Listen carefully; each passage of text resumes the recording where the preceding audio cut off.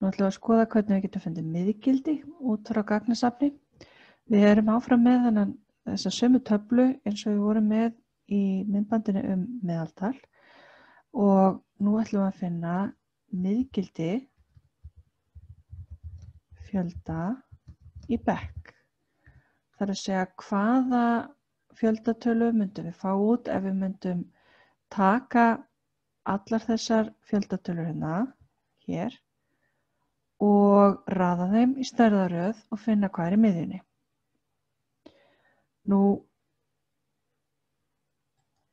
það er bara skipun sem getur gefið okkur það og hún heitir median.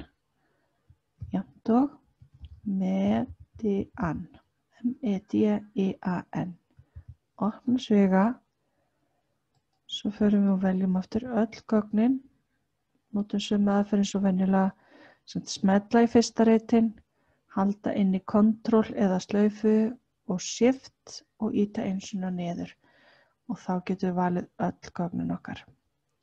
Lokum sviganum og ýtum á Enter. Fáum að miðgildið er 23. Þetta getum við líka staðfest ef við viljum skoða það. Við getum þá staðfest þetta með því að raða allar í töflunni eftir fjölda í bekk.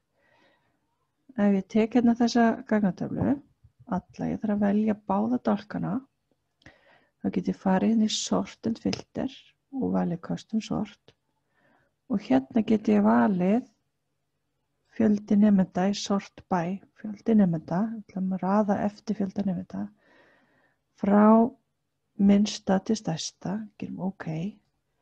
Þá sjáum við 3. H er hérna merktur sem minnsti bekkurinn, 3. U er samt jafn stór, kemur hérna næstur í neðan. Og við erum samtals með 24 bekki, við sjáum það hérna niðri. Og miðgildi er þá það sem við ættum að finna. Ef við veljum hérna 12 bekki, þá sjáum við, hérna eru 12 bekkir, 12 fjöldatölur.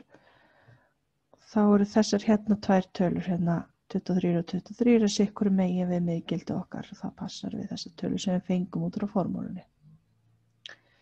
Ok, ég er svo að taka tilbaka þessa röðun svo við getum haft þetta bara áfram gögninu sem þau voru. Undo. Hérna.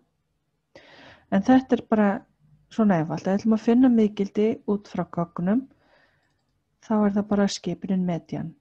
Og ég ítreka það má alls ekki nota median ef þið hafið bara tíðnitöflu. Þið verðið að hafa aðgang á gögnunum sjálfum til að nota skipunina median. En hún virkar samt mjög vel ef gögnin eru tiltæk.